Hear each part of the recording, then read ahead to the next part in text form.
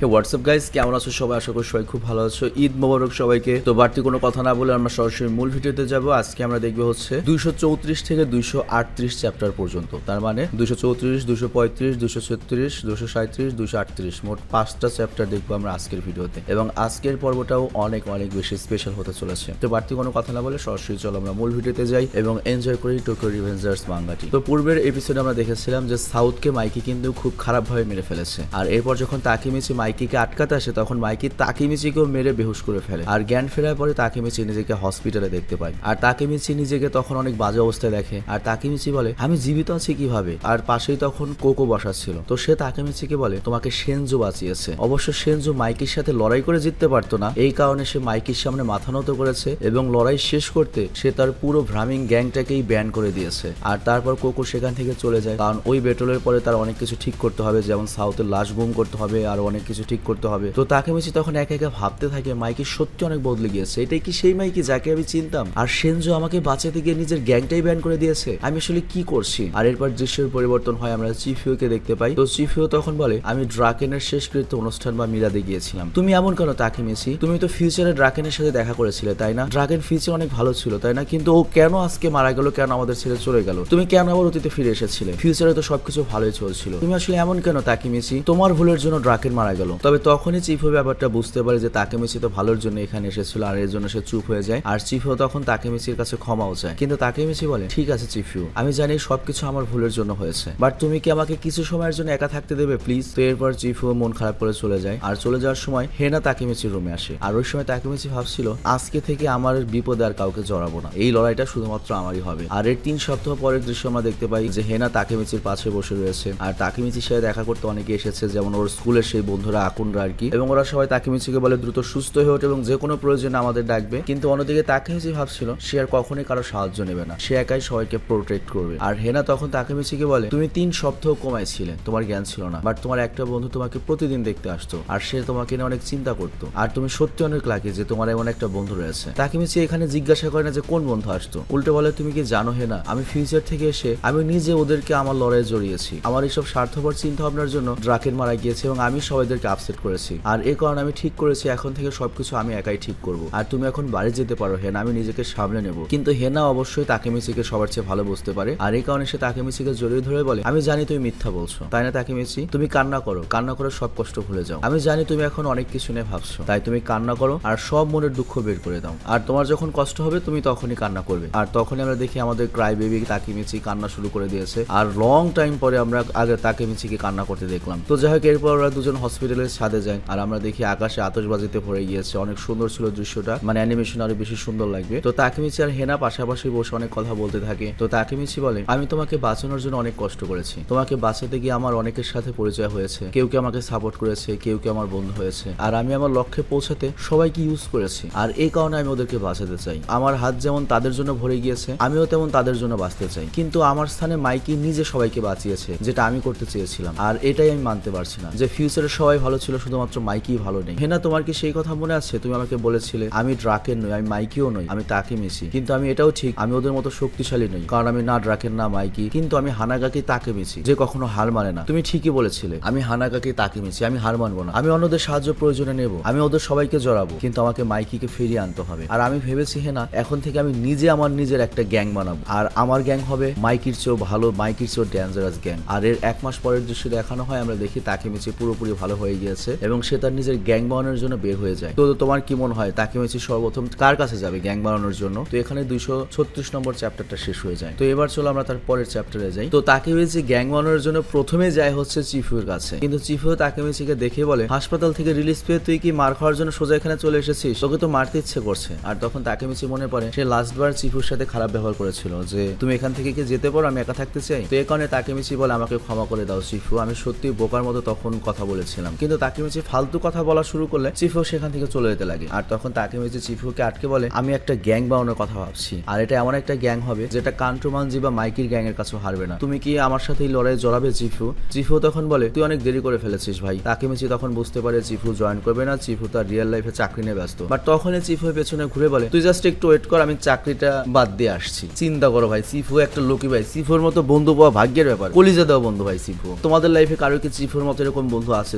Seriously. তো যাই হোক তাকেমিচিতে পুরো চমকে যায়, আর চিফু তখন ঘুরে বলে আমি তো শালা তোর জন্য অপেক্ষা করছিলাম আমার পার্টনার, যে কখন তুই এই কথা বলতে আসবি। আর তখন তাকেমিচি কান্না শুরু করে, মানে বুঝতেই পারছো এইরকম সাপোর্ট, এরকম ফ্রেন্ডের কাছ থেকে সাপোর্ট কে পায় ভাই রিয়েল লাইফে। তো এরপর চিফু বলে তবে একটা কন্ডিশন, আমি তোর টিমে জয়েন করবো, আমাদের গ্যাং এর নাম হবে 1000 উইন্টার্স। তাকেমিচি বলে এটা আবার কেমন নাম? চিফু বলে হ্যাঁ আমাদের গ্যাং এর নাম এটা হবে, এটা কুল না? তাকেমিচি বলে 1000 উইন্টার্স এটার অর্থ কি? চিফু বলে এটা আমার নামের অর্থ, চি অর্থ 1000 আর ফুই অর্থ উইন্টার্স, তবে এটা আমি বারবার বলতে পারবো না, তুই মনে রাখবি। তাকেমিচি যখন কিছু আরো বলতে যাবে তার আগে চিফু বলে নতুন গ্যাং এর জন্য লোগো কি হবে, ড্রেস কি হবে, সব কিন্তু আমি ভেবে রেখেছি। তাকেমিচি বলে ভাই তুই একটু সবুর কর, আর এই 1000 উইন্টার্স নামটা তো অনেক বেশি বড়, অনেক বেশি কমপ্লিকেটেড, জটিল লাগছে। চিফু বলে দেখ এতদিন আমি তোর স্বার্থের জন্য কোনো কিছু চিন্তা করা ছাড়া অনেক কিছু করেছি, এখন থেকে এই গ্যাং আমি সবকিছু দেখবো, আমি সিদ্ধান্ত নেবো। এরপর দৃশ্যের পরিবর্তন হয় আর আমরা দেখি ওরা দুজন হাকাইয়ের কাছে যায়। তো হাকাই তো প্রথমবারই রাজি হয়ে যায় যে 1000 উইন্টার্সে জয়েন করবে। আর তাকেমিচি অবাক হয়ে বলে তোমার যদি সময় প্রয়োজন হয় সময় নাও, পরে আমাদের জানিও তুমি জয়েন করবে কিনা, তুমি ভাবতে পারো। হাকাই বলে শালা তাকেমিচি তুই এখনো আমাকে ভালো মতো চিনতে পারলি না, তুই একটা কথা এসে আমাকে বলবি আর আমি না করে দেবো, এটা হতে পারে? তো তাকেমিচি অনেক বেশি খুশি হয়ে যায়। সিরিয়াসলি ভাই তাকেমিচির ফ্রেন্ড সার্কেলটা আসলে কেমন ভাই?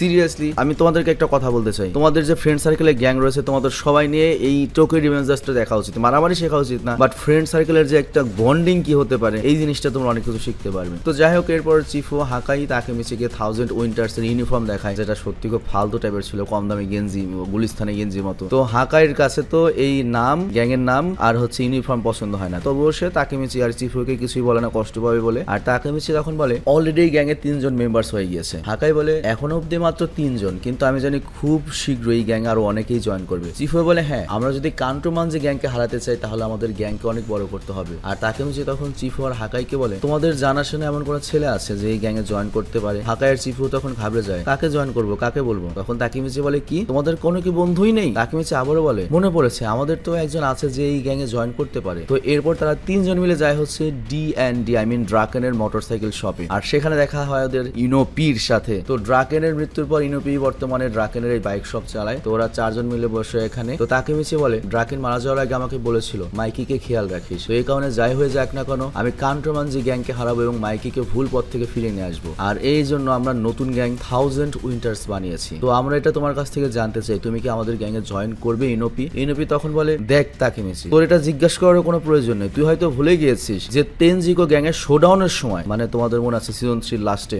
আমার জীবন তোর হাতে সঁপে দিয়েছিলাম তাকেমিচি, তোর কি মনে নেই? আর তুই আরেকটা কথা জানিস না, মাইকির কাছ থেকে কেলানি খাওয়ার পরে কোকোই কিন্তু সর্বপ্রথম তোকে আমার কাছে নিয়ে এসেছিল, আর আমি তোকে এখান থেকে হসপিটালে ভর্তি করে এসেছিলাম, আর আমি রোজ গিয়ে তোকে হসপিটালে দেখে আসতাম। তবে যাওয়ার আগে আমি কোকোকে জিজ্ঞাসা করেছিলাম মাইকি তাকেমিচির এই অবস্থা কেন করেছে। তো কোকো এটার উত্তর দেয়নি, বাট এটা বলেছে মাইকি সাউথকে মেরে ফেলেছে, সেনজুর ভামরিং গ্যাংকেও হারিয়ে দিয়েছে। তো এর মানে মাইকি দ্য 3 ডেইটিস শেষ করে দিয়েছে এবং এখনো একা হয়ে গিয়েছে, এখন ওর একমাত্র গ্যাং যেটা নাম হচ্ছে শানো মানজিরো। এবং কোকোকে আমি ফেরাতে চেয়েছিলাম বাট কোকো কখনোই ফিরে আসেনি। তো আর তখন আমি কোকোকে বলেছিলাম তুই কি এখন খুব খুশি কোকো? কোকো বলেছিল হ্যাঁ বুকা আমি অবশ্যই খুশি, আমি সবসময় শানো মানজিরোকে ফলো করি, যে এমন একটা ঘোড়া যে সব রেসেই জিতবে। তবে ইনোপি তুই একজন ভালো মানুষকে বেছে নিয়েছিস যে তোকে হারাবে, মানে তাকেমিচি কথা বলেছে। এরপর দৃশ্যের পরিবর্তন হয়, আমরা আবারও বর্তমান সময় চলে আসি। আর চিফুও বলে তাহলে ঠিক আছে। আর চিফু ইনোপিকে গ্যাং এর ইউনিফর্ম দেখায় এবং বলে আজ থেকে তুমি আমাদের 1000 উইন্টার্স এর সদস্য, ইনোপি এটা পরে নাও। বাট ইনোপি কি করে ভাই, ওই ইউনিফর্মে থু ফেকে আর বলে এই শালা আমি এই জিনিস পরবো, এত ফালতু একটা জিনিস পরবো, আমার কাছে ড্রেস এটা পছন্দ হয়নি। তো তাকেমিচি বুঝতে পারে সমস্যাটা অনেক গভীর। তো ফাইনালি তাকেমিচি লজ্জা ভেঙে চিফুকে বলে চিফু আমাদের 1000 উইন্টার্সে এমন একজন দরকার যার মধ্যে টেস্ট এবং অ্যাডভার্টাইজিং স্কিল রয়েছে। টেস্ট মানে বোঝানো হয়েছে মানে কোন ড্রেস আপটা সুন্দর হবে, কোনটা ভালো হবে, আর অ্যাডভার্টাইজিং মানে হচ্ছে যাকে ইনফ্লুয়েন্স করে অনেকে ঢুকবে গ্যাংয়ে, এরকম একটা কিছু। তো চিফু বাদে বাকি সবাইটা মেনে নেয়, মানে চিফু বলে কেন আমি কি কম নাকি, আমি থাকতে কেন প্রয়োজন আরেকজন অ্যাডভার্টাইজার, আর টেস্টের কথা কি বোঝাতে চেয়েছো? হাকাই তখন ভাবে চিফু গাধাটা এখনো বুঝতে পারেনি যে ওর টেস্ট কত ফালতু, ও কি ফালতু একটা নাম দিয়েছে, কি ফালতু একটা ড্রেস বানিয়েছে। আবার তাকেমিচিও সরাসরি চিফুকে কিছু বলতে পারছে না, বাট তাকেমিচি তখন উঠে দাঁড়ায় আর বলে আসলে যখন কথা আসে শার্প মাইন্ড আর গুড সেন্সের তখন আমাদের মাথায় শুধুমাত্র একজনের নামই আসে, যাকে হাকাইও চেনে, তুমিও চেনো চিফু, ইনোপিও চেনে, আর আমরা তাকে সবাই অনেক সম্মান করি, আমাদের চেয়ে সে সিনিয়রও। তো হাকাই বলে হ্যাঁ হ্যাঁ যে কোনো ভাবে তাকে আমাদের টিমে নিতে হবে, কিন্তু সে হয়তো অনেক ব্যস্ত, তবে আমরা তাকে রাজি করানোর চেষ্টা করতেই পারি। আর তখন ইনোপি এবং তাকেমিচিও বলে হ্যাঁ অবশ্যই আমরা শিওর করে বলতে পারি আমরা সবাই যদি যাই সে আমাদের না করতে পারবে না। তো তোমরা কি বুঝতে পারছো ওরা কার কাছে যাওয়ার চিন্তা ভাবনা করছে?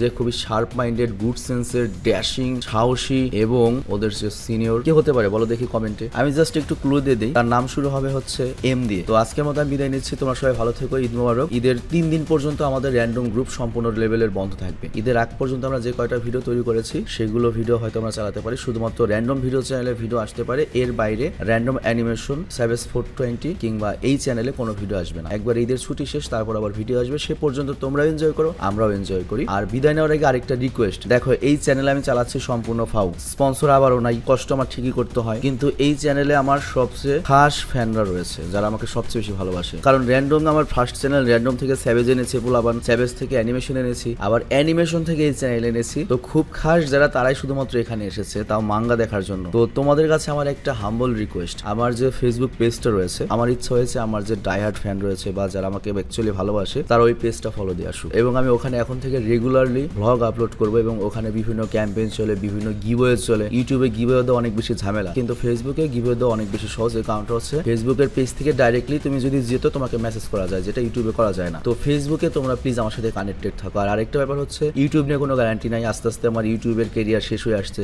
ডাউনফল শুরু হয়েছে। তো এই সুযোগটা থাকতে থাকতে, মানে আমার হাতে যেহেতু এখনো কিছু ফ্যান রয়েছে, এই ফ্যানগুলো থাকতে থাকতে আমি আমার পেজটা দাঁড়া করাতে চাই, যাতে আমার যদি কেরিয়ার চলেও যায়, অন্তত পেজে ভ্লগ করে অন্তত 2-4টা ভাত খেতে পারি। সিরিয়াসলি, এটাই সত্যি কথা। তো তোমাদের কাছে রিকোয়েস্ট, আমি পেজের লিঙ্কটা ডিসক্রিপশন এবং পিন কমেন্টে দিয়ে দিয়েছি, তোমরা সবাই গিয়ে পেজটা ফলো দেবে। প্লাস লাস্টের দুটো ভিডিও দেখো, ওই দুইটা ভিডিওতেই কিন্তু গিভওয়ে রয়েছে। বেশি কিছু করতে হবে না, জাস্ট কমেন্ট করতে হবে কোন একটা ফ্রেন্ডকে মেনশন দিয়ে, তাহলেই তুমি ওই গিভওয়েতে পার্টিসিপেট করতে পারবে। তো বিদায় নিলাম, টেক কেয়ার, আল্লাহ হাফেজ, বাই বাই। আর ভিডিও শেষ করার পূর্বে আমি আবারও মনে করিয়ে দিচ্ছি, আমার যে পেজটা রয়েছে সাবেস 420 পেজ, যেখানে আমি রেগুলারলি লাইফস্টাইল ব্লগ আপলোড করব, আমি চাই আমার ফ্রি ফায়ারের ফ্যানরা এবং আমার এনিমি ফ্যানরা সেখানে গিয়ে আমাকে সাপোর্ট করুক। তো তোমরা একটু কাইন্ডলি কষ্ট করে পিন কমেন্ট থেকে এবং ডিসক্রিপশন থেকে আমার ওই পেজটাতে যাও এবং সবাই মিলে আমাকে সাপোর্ট করো। আর সত্যি বলতে পেজ থেকে আমার কোনো ইনকামের দরকার নেই, আমার এই 4টা চ্যানেলে হচ্ছে আমার মেন ইনকাম সোর্স। বাট ওখান থেকে যদি কোনো ইনকাম হোক বা না হোক, বাট আমি অবশ্যই তোমাদের সাথে সবসময় কানেক্ট থাকার চেষ্টা করব। তো প্লিজ ভিডিও দেখা শেষ করে সবাই ওই পেজটাতে চলে যাও। আমি বিদায় নিচ্ছি।